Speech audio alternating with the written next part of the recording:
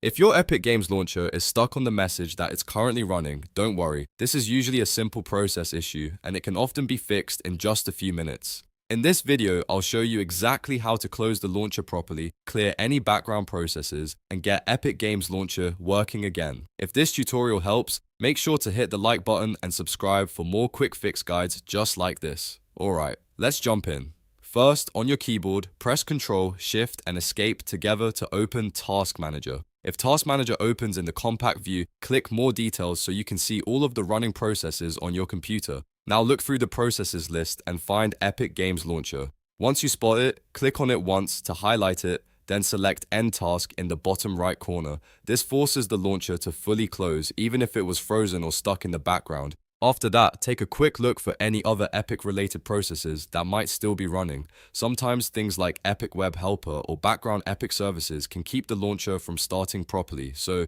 if you see anything related to Epic, end those tasks as well.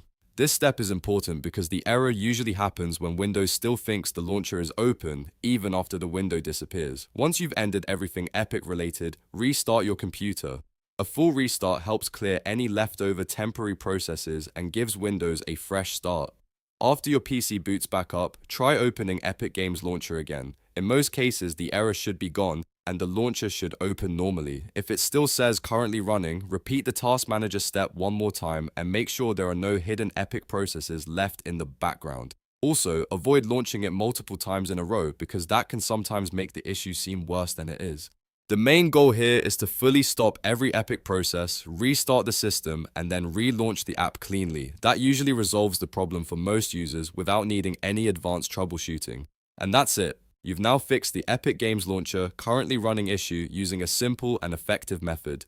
If this video helped you out, please give it a like, subscribe to the channel, and turn on notifications so you don't miss the next easy fix tutorial. Thanks for watching, and I'll see you in the next one.